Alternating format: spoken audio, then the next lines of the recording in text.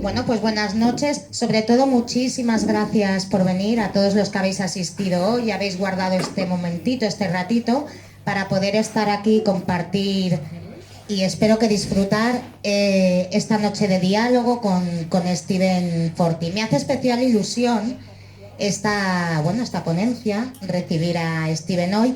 Yo lo sigo en Twitter, realmente lo conocí en Twitter, ¿no? Como muchas personas. Y a raíz de esto nos suscitó interés sus publicaciones, empezamos a leer sus columnas y a conocer un poquito más desde un punto de vista quizás más técnico, no tan popular como muchos teníamos por lo que habíamos oído o habíamos leído sobre la ultraderecha y este mal que ahora mismo parece que nos esté invadiendo, pero que no es de ahora, que viene de atrás. Steven Forti es historiador, nacido en Italia y está especializado en el estudio del fascismo, el nacionalismo y la ultraderecha. Se doctoró en Historia en la UAB, universidad donde posteriormente ejerció de profesor. Es conocido también por sus columnas, donde habla de la ultraderecha sin pelos en la lengua. A consecuencia de ello, en redes también ha recibido bastantes críticas porque todos sabemos un poco cómo es este mundo de las redes sociales. Es escritor de obras como El peso de la nación o El proceso separatista en Cataluña. Hoy hablaremos o entraremos más a comentar su última publicación, Extrema Derecha 2.0, qué es y cómo combatirla. Encantada de tenerte a ti aquí, Steven. El micrófono es tuyo y somos todo oídos. Bueno, muy bien, no sé si se me escucha bien, ahora sí, ¿no? Ahora sí. Muy bien, buenas noches, buena nit, un placer estar aquí, un placer ¿no? compartir un rato juntos, además después de estos últimos 2 años que han sido un poco extraños, ¿no? Y enhorabuena a Cortum por lo que organiza, lo que estáis organizando, que yo creo que necesitamos más, ¿no? Espacios de encuentro, de diálogo, de debate como este. Así que nada, encantado de acompañaros esta noche y compartir un rato juntos. A ver, el libro este que se citaba ahora, Extrema Derecha 2.0, que salió hace unos meses, nace de una doble, a ver, quizás es este que da un poco el contacto, lo dejamos aquí, nace de una doble preocupación, ¿no? Por un lado, una cosa que es un poco académica, que es que muchas veces en los resultados de las investigaciones que se hacen en la universidad, eh, difícilmente llegan a la sociedad civil, ¿no? Entonces hay quien trabaja mucho en temas y luego se queda ahí, lo leen 150 o 200 especialistas.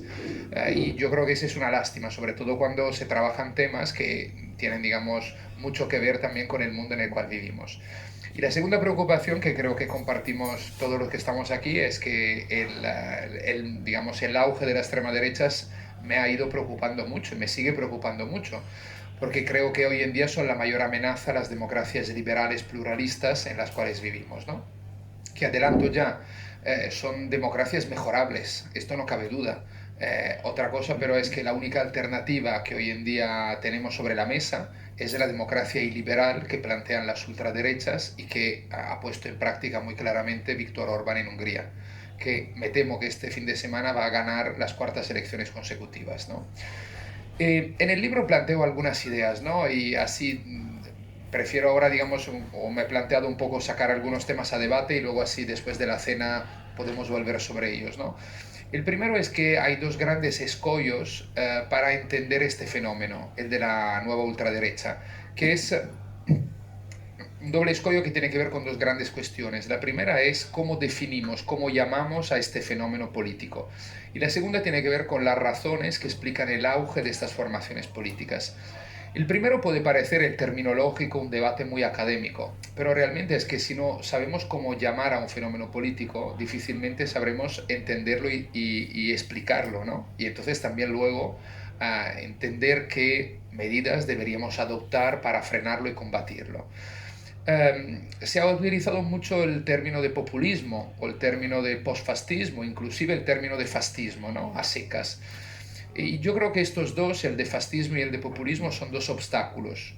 Por eso el libro se titula Extrema Derecha 2.0, ¿no? Para remarcar que estamos hablando de algo distinto. Brevemente, el por qué. Porque el populismo más bien es una retórica, un estilo, un lenguaje. Y entonces no nos ayuda a entender o a definir un fenómeno. O sea, hablar de populismo de derecha radical es que para mí quiere decir poco o nada. Porque hoy en día el populismo es una marca de la época. ¿Quién no utiliza hasta un cierto punto un lenguaje, una retórica, un estilo, unas estrategias populistas? Si inclusive Emmanuel Macron, que desde luego no es ni de extrema izquierda ni de extrema derecha, se le ha tachado de populista de extremo centro, pues nos damos cuenta que el concepto de populismo nos sirve de muy poco, ¿no? Entonces, ¿las extremas derechas utilizan la retórica populista? Sí, pero así como lo hacen, de otra manera, otras formaciones políticas, ¿no? De todo el espectro ideológico a grandes rasgos. En segundo lugar, el término de fascismo es otro obstáculo. ¿Por qué? Porque el fascismo fue un movimiento político y una ideología bien determinados. En la academia, los historiadores que trabajan sobre el fascismo llevan años debatiendo sobre temas donde no llegan a ningún consenso, ¿no? Fijaros, por ejemplo, en el caso de qué fue el franquismo. Hay quien dice que fue una dictadura fascista, quien dice que fue parafascista, quien fascistizada, quien un régimen autoritario, o utiliza el término de nacional católico. Es decir, hay un gran debate y no hay consenso. Pero la cosa interesante es que todos los historiadores que han trabajado el fascismo de la primera mitad del siglo XX están de acuerdo en que los Salvini, los Orbán, los Trump, los Bolsonaro, los Abascal no son fascistas. Y ojo, esto no quiere decir que no sean peligrosos, ¿no? Yo creo que lo remarcaba antes, son una amenaza verdadera a la democracia liberal, al pluralismo político, a los derechos que se han conquistado a duras penas en las últimas décadas en el mundo occidental. Pero sencillamente son otra cosa, ¿no? Entonces yo creo que utilizar el espectro, el fantasma del fascismo para hablar de ellos no solo es equivocado académicamente, sino, como se ha visto a fin de cuentas en las elecciones de Madrid del año pasado, es poco útil electoralmente. Facha hoy en día se ha convertido en un insulto. A uno que nos cae mal le decimos eres un facha, ¿no? O si no piensa como nosotros, y quizá luego finalmente sabemos que es una persona quizá inclusive de izquierdas, ¿no? Pero bueno, tras una discusión. Entonces, digamos, ha perdido cualquier significado, pero el fascismo, como movimiento político en los años 20-30, proponía unas cosas determinadas y era algo determinado. Por ejemplo, disponía de un partido milicia y unas fuerzas paramilitares y se proponía la creación de un régimen de partido único, totalitario. Se proponía construir unos hombres y unas mujeres nuevos, es decir, era una revolución palingenésica, ¿no? Se proponía como una revolución palingenésica de la sociedad, se proponía encuadrar las masas en grandes organizaciones. Nada de esto vemos en los Trump, en los Abascal, en los Orbán, ¿no? Entonces, por esto yo creo que lo de fascismo es un obstáculo. De ahí el concepto de extrema derecha 2.0.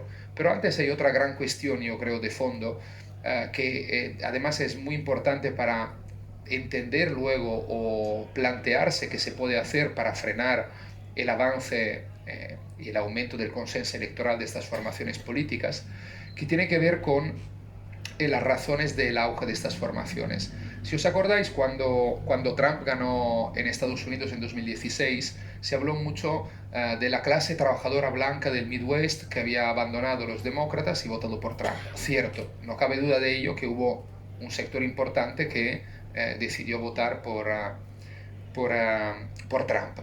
Ahora bien, se ha simplificado mucho la cuestión, porque si las razones serían solo razones económicas, es decir, un giro demasiado centrista por un lado de lo que sería la socialdemocracia. En Estados Unidos el Partido Demócrata, bueno, no es lo mismo, pero se parece, ¿no? Es lo más parecido.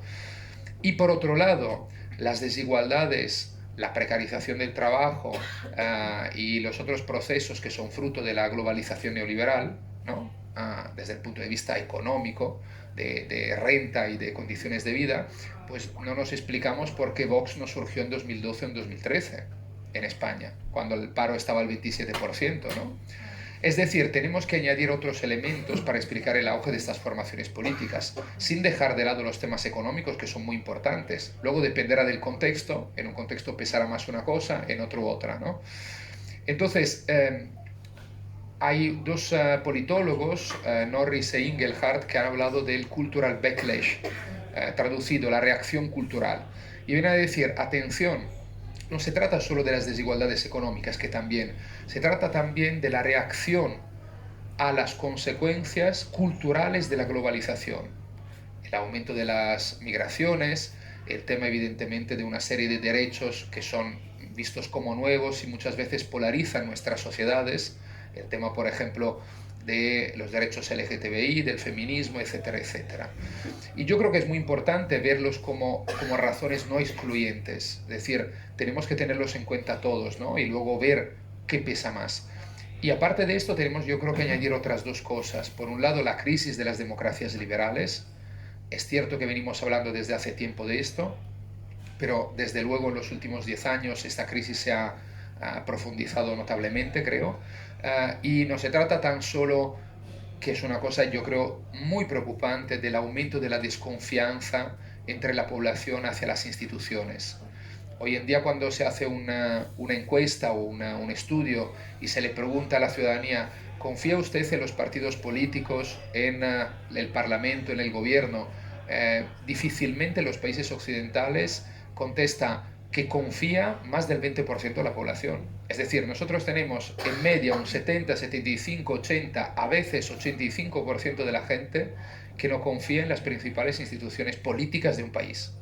O sea, entendemos que aquí estamos yo creo, en un momento profundamente crítico. Recuperar esa confianza no es solo un reto, yo creo que es casi una misión imposible. Pero vamos, tenemos que no ser fatalistas y entender cómo se puede hacer, ¿no? Por otro lado, pero hay otras cuestiones que nosotros vivimos en el siglo XXI, pero el sistema político y las instituciones que nos gobiernan, digamos, que existen en nuestras sociedades, son las del siglo XX, que de por sí no está mal. Pero el mundo ha cambiado y quizás una serie de reformas no se han dado en el campo institucional, ¿no? Sobre todo ¿por qué? Porque los partidos políticos, por ejemplo, que habían tenido una función clave, sobre todo en la segunda mitad del siglo XX, de correa de transmisión entre los territorios y las instituciones, canalizando demandas, reivindicaciones, frustraciones, ¿no? Y de ese modo canalizándola hacia las instituciones, hacia las vías democráticas y las vías también de gestión y toma de decisiones, pues no son lo que eran. Los partidos nuevos que se han creado en los últimos años, la gran mayoría de ellos, no todos, son partidos verticistas, personalistas, sin secciones y sin bases. Pensemos en la República en Marche de Macron, o en Ciudadanos, o el Movimiento 5 Estrellas. Y los partidos tradicionales tienen, si le va bien, el 20% de afiliados de sus años, digamos, de vacas, ¿no? De momentos mejores. El Partido Comunista Italiano, para poner un ejemplo, tenía 2,5 millones de afiliados en los años 50 y 60, sobre 40 y pico millones de habitantes. Hoy en día el Partido Demócrata, que es el partido con más afiliados en Italia, supera por los pelos los 400.000, que hoy en día está muy bien. La SPD alemana o la CDU alemana es más de lo mismo. Entonces, esto yo creo que es un problema importante, porque si luego le añadimos también la mayor debilidad, la mayor implantación de los sindicatos respecto al pasado, que es cierto que depende de las transformaciones del mundo del trabajo, del tránsito de una sociedad fordista a una sociedad que es post-fordista y todo lo demás. Pero bueno, todo esto nos muestra cómo nuestras sociedades, digamos, tienen menos anticuerpos institucionales de sociedad civil que antes. Y esto permite que discursos rupturistas que se presentan como antisistema o que nosotros llamaríamos de una forma muy sencilla populistas, entren con fuerza y puedan encontrar en un momento en que la volatilidad electoral es enorme, digamos, rápidamente un notable consenso. Y es lo que ha pasado en muchos casos y ha pasado, por ejemplo, con Vox, para poner un caso concreto, ¿no? Junto a otras razones. Y luego yo creo que hay otra causa que explica también el auge de estas formaciones políticas y que tiene que ver con la sensación de desprotección, inseguridad y miedo que una parte importante de la ciudadanía percibe. Muchas veces decimos, las percepciones no son la realidad. Y es cierto, pero también es cierto que las percepciones influyen en las decisiones que la gente toma. Y entonces, si mucha gente se siente insegura, no es que tendremos que contestar como hace la ultraderecha, que ofrece a su manera protección y seguridad, ¿no? Llegan muchos migrantes, cerramos las fronteras o los puertos, ¿no? Le están ofreciendo una respuesta. ¿Es la respuesta correcta? No, es la equivocada, pero se deberá también tener en cuenta esas percepciones y entender entonces cómo se puede devolver una sensación, una percepción de seguridad, ¿no? De mayor protección a parte de la ciudadanía que no se siente por los cambios rápidos que están aconteciendo, ¿no? los cambios en el mundo del trabajo, qué va a ser de mi trabajo dentro de 10 años con la robotización, la inteligencia artificial, la cuarta revolución industrial, ¿no? ¿Qué pasará con las comunicaciones y las relaciones personales con las nuevas tecnologías? ¿Qué pasa, ahora lo entendemos muy bien con la guerra en Ucrania, con la geopolítica? ¿Quién manda en el mundo? ¿No? ¿Cuáles serán los equilibrios? Veníamos de unos años donde había una notable estabilidad comparado con el pasado e inclusive ahora con un presente donde parece que el orden está marcado por no el equilibrio, sino el desequilibrio, ¿no? Entonces yo creo que tenemos que tener en cuenta todas estas razones para explicar el auge de estas formaciones políticas y el aumento de su consenso. A partir de aquí, yo propongo, ¿no?, este concepto de extrema derecha 2.0 que es un poco provocador, ¿no? Y que quiere pero también poner sobre la mesa algunas cuestiones. Por un lado, estamos hablando de un fenómeno nuevo, distinto al fascismo y al neofascismo del pasado. Estos líderes, los Salvini, los Trump, las Le Pen, los Orban, no se presentan con la cabeza rapada, con una esvástica tatuada y haciendo el saludo romano. Se presentan con una americana, una corbata inclusive, una camisa, y dicen ser demócratas, es responder a las demandas de la población, ¿no?, y hablar el lenguaje de la gente común. Estamos hablando de algo distinto. Eso no quiere decir que no haya conexiones, a veces guiños, elementos de continuidad con el pasado. Pero digamos que no son lo más importante de estas formaciones políticas. Por el otro, con ese concepto también quería remarcar otra cuestión, que es la importancia de las nuevas tecnologías. Las extremas derechas han entendido antes y mejor que los demás la potencialidad de las nuevas tecnologías, de las redes sociales también, evidentemente, y las han utilizado muy bien de forma inclusive alegal o ilegal. El escándalo de Cambridge Analytica, que imagino conocéis, es paradigmático en ese sentido, ¿no? Es decir, que luego se conecta con otra cuestión que yo creo que es muy importante y si acaso podemos volver sobre ella, que es el tema de los datos.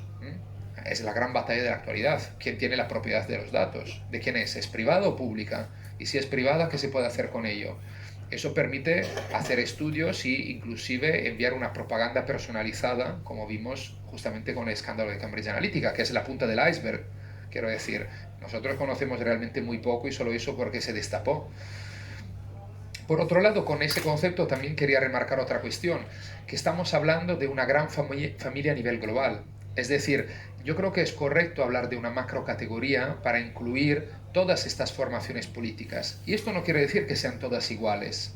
Vox y la Liga de Salvini tienen divergencias, no solo un pasado distinto, unos orígenes distintos, tienen también a nivel programático diferencias. Pero eso no impide verlos como parte de una misma gran familia global. Y no solo porque tienen contactos más o menos estrechos, más allá del caso de Vox y la Liga, me refiero a todos, ¿no?, sino porque existen redes transnacionales que trabajan para desarrollar una agenda común, que financian en muchos casos, directo o indirectamente, estas formaciones políticas. Se ha hablado mucho de ellos en los últimos meses relacionado con la financiación de Putin a formaciones de ultraderecha, inclusive indirectamente el caso de Vox, ¿no?, a través de Citizen Go y de la Fundación de Arzuaga. Pero de todos modos, quiero decir, también las referencias ideológicas son comunes y son más, digamos, las cosas que comparten que las cosas que les diferencian. Es decir, y no se trata solo del ultranacionalismo, que también, se trata también de la crítica al multilateralismo, que luego puede tener declinaciones distintas, como el euroescepticismo, la eurofobia en nuestro continente hacia el euro y la Unión Europea. No es solo la ley y el orden, ¿no?, las políticas, digamos así, autoritarias en el campo social, sino que se trata también de la islamofobia, el tema de rechazo a los migrantes y a los extranjeros, vistos como una especie de, digamos, operación montada por una supuesta élite mundialista que estaría, digamos, sustituyendo la población blanca cristiana europea o norteamericana con población de Asia y África o de América Latina respectivamente, ¿no? Y luego hay también una visión del pasado presentado como una Arcadia feliz, a la cual se debería, y según ellos se podría volver, cosa que evidentemente es imposible. El mundo ha cambiado y volver atrás nunca es posible, no tenemos la máquina del tiempo. Y evidentemente luego hay también de fondo unos valores ultraconservadores, ¿no? Aunque ahí hay matices. Ahora bien, dicho lo cual, estas son como unos puntos en común, ¿no? Unos mínimos comunes denominadores. Hay también divergencias, ¿no? Eh, y esto lo subrayo, no impide que hablemos de una misma familia política a nivel internacional. Hay diferencias en la geopolítica y lo hemos visto estas últimas semanas con Salvini, que acabó haciendo el ridículo, ¿no? Intentando borrar sus tweets y sus fotografías de apoyo a Putin. Y esto nos muestra cómo ha habido en estos últimos años extremas derechas, sobre todo en Europa, que miraban con interés a la Rusia putiniana. Y no solo para buscar financiación, que también, sino como modelo, digamos, de interpretación del mundo. La Weltanschauung de Putin se basaba en tres pilares, se basa todavía en tres pilares: identidad, soberanía y tradición. Esto lo puede compartir Le Pen, lo puede compartir Salvini, lo puede compartir Orbán. Y por otro lado había partidos que eran más atlantistas. Vox es uno de ellos, ¿no? Es decir, tenían relaciones menos estrechas con el este y la autócrata ruso, ¿no? Llega también, los polacos de Ley y Justicia. Y esto nos explica, entre otras causas, yo creo que la principal, la incapacidad de la extrema derecha hasta el día de hoy. Yo creo que las cosas ahora con la guerra en Ucrania pueden cambiar, y no para bien en ese sentido.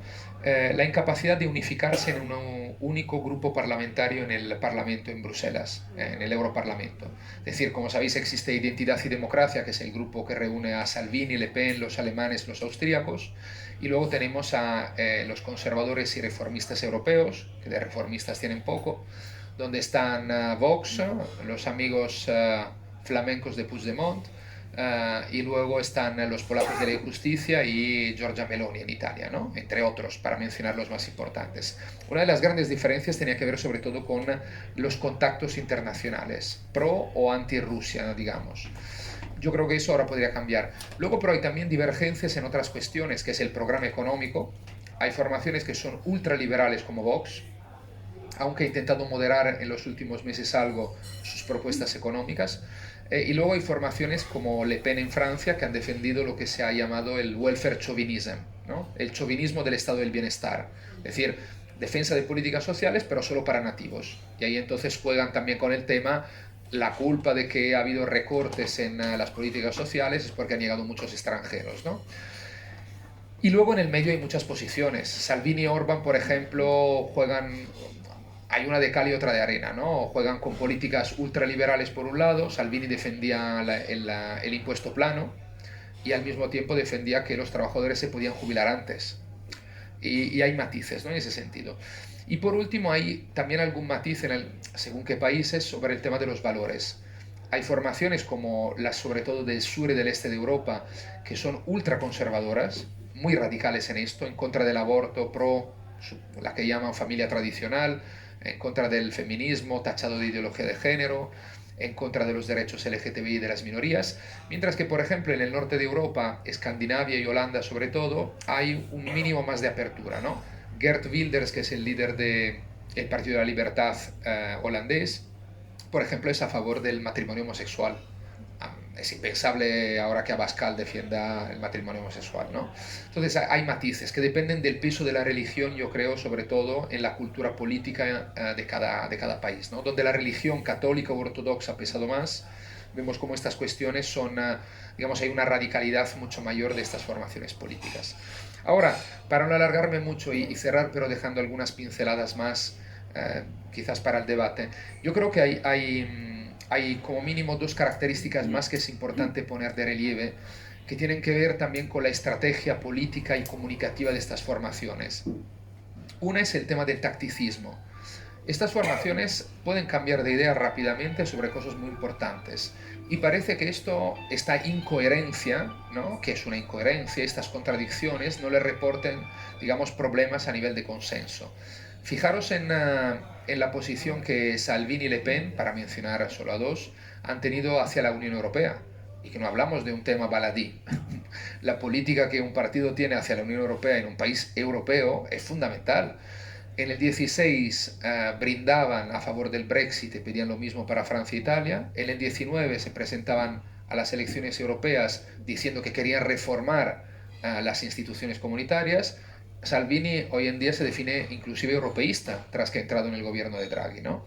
Pero no es el único caso, ¿no? Es para mencionar algunos. La posición también que muchas de estas formaciones tuvieron en los primeros meses de la pandemia, abrimos, cerramos todo, inclusive Vox, ¿no? No hablemos de Johnson, ¿no? En Inglaterra, que habló de la inmunidad de rebaño y luego se dio cuenta que tuvo que cerrarlo todo, ¿no?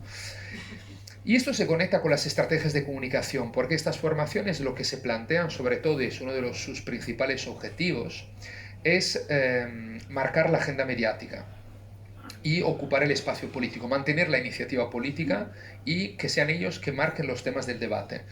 Los tweets nocturnos que hacía Trump cuando era presidente antes de irse a dormir y antes de que le censurasen la cuenta de Twitter o de Facebook, no era, digamos, una locura de un viejo chocho, ¿no? Que antes de irse a dormir soltaba una gamberrada. Era una estrategia muy clara, porque al día siguiente todo el mundo se tenía que situar sobre lo que él había dicho. Cuando Abascal planteó, si os acordáis, en la campaña electoral de abril del 19, el tema de una mayor facilidad para la venta de armas, durante 5 días, sencillamente con una declaración escrita de 5 líneas, todo el mundo se tuvo que situar y todos los tertulianos no hablaban de otra cosa. Ahora, este caso concreto nos muestra otra cosa interesante, que es el tema de que luego Vox no ha seguido con ese tema, lo ha abandonado. ¿Por qué? Porque las extremas derechas, para marcar el debate, lanzan globos sonda, temáticas para ver si funcionan. Si funcionan, siguen con ese camino. Si no, lo han utilizado, lo dejan. ¿Por qué? Porque no polariza suficiente la sociedad. Lo que quieren ellos es no solo marcar el debate político, sino también polarizar a la sociedad para, digamos, pescar luego en río revuelto, ¿no? Y creo que ese es un tema, ¿no? Muy, muy importante. Y para ir acabando, la otra cuestión que yo creo, la otra característica importante de estas formaciones es, digamos, la carga de transgresión y provocación que tienen y que se aleja bastante de lo que concebíamos como extrema derecha hace unos 20 o 30 años. Ellos se presentan como antisistema, se presentan como rebeldes. Pensad, por ejemplo, no sé si habéis visto esta figura emergente de la extrema derecha en Argentina, Javier Milei, un economista que se hizo famoso en tertulias y programas de televisión, que montaba espectáculos, un economista paleolibertario, más que ultraliberal, digamos, ¿no? Que hacía espectáculos en Teatro de Buenos Aires vestido de superhéroe, que se presenta con la chupa de cuero y una melena, y por ejemplo ahora ha puesto un sorteo para ceder su salario y se han apuntado 2 millones de personas. Claro, una medida populista para recabar los datos de la gente y luego poderle enviar la propaganda. Pero digamos, tiene ese... Y su lema es viva la libertad, carajo, y que se jodan los zurdos. Es decir, tiene esa carga transgresora, ¿no? Diciendo que la izquierda es el establishment, no solo político, sino también cultural. Y eso viene también, por ejemplo, el lema de Abascal de la dictadura progre o de la derecha alternativa yankee, de la derecha, perdón, de la dictadura del políticamente correcto, el reivindicar la libertad de expresión frente a una censura de lo que llaman el marxismo cultural, viene de ahí. Lo que pasa es que este discurso ha calado en parte, ¿no? Pero ha calado. Y eso es muy distinto de lo de antes. Y os hago 2 últimos ejemplos conectado con esto. Fijaros en la líder una de las 2 líderes que tiene Alternativa para Alemania, partido de extrema derecha alemán. Una de ellas es una mujer que ya es una peculiaridad. Hace 30 años la extrema derecha no tenía tantos líderes mujeres. Se ha hablado de la feminización del rostro. Giorgia Meloni, Marine Le Pen, Rocío Monasterio, Macarena Olona y Alice Weidel. Alice Weidel, ojo, tiene otras características interesantes y que, digamos, salen un poco del personaje de extrema derecha, del político de extrema derecha. Es lesbiana. Está casada con una mujer extranjera de Sri Lanka, inmigrante, y tiene 2 hijos adoptados. Esto no le impide defender las políticas que defiende sobre inmigración, derechos a las minorías, etcétera, etcétera, ¿no? Y valores, ¿no? Y lo último, en Estados Unidos hace unos años tuvo cierta visibilidad un chaval que se convirtió en un influencer de la derecha alternativa norteamericana, que se llama Milo Yiannopoulos, que era trumpista, defendía, ¿no?, a rajatabla, digamos, los lemas de Trump con mucha provocación, etcétera, Era un chaval culto, gay, declarado, y además un gay como a lo Village People, para que nos entendamos, ahí muy exagerado, ¿no? Que quería mostrar aquello, pero misógino y trampista. Esto no encaja con la idea que tenemos de ultraderecha, ¿no? Y yo creo que este elemento vale la pena tenerlo en cuenta, ¿no? Y bien, y para cerrar, los objetivos de la ultraderecha, que aquí también me conectaría un poco con las diferencias con el fascismo. Uno es el de, digamos, ultraderechizar el debate público. Los politólogos utilizan una imagen, una metáfora que es, hablan de la ventana de Overton. La ventana de Overton sería una ventana dentro de la cual, digamos, lo que es aceptable decir en la opinión pública en una sociedad entra dentro de la ventana. Pero esta ventana se puede mover. La ultraderecha que ha hecho en estos años y que sigue haciendo, mover esta ventana hacia ideas más radicales de ultraderecha. Un ejemplo, la teoría de la gran sustitución, la de que nos estarían sustituyendo los Soros y los Bill Gates, cambiando la población blanca europea con migrantes africanos y asiáticos, ¿no? Esto no ha nacido en los últimos 5 años. Esta teoría existía, pero era en círculos reducidos, no en sótanos donde la gente la decía con la boca pequeña y no llegaba a los medios generalistas. Hoy en día no solo la repiten líderes de partidos que tienen el 15, el 20 o inclusive gobiernan algunos países occidentales, sino que también aparece implícito o explícitamente en los medios de comunicación generalista. Esto es mover la ventana de Overton y esto lo ha conseguido.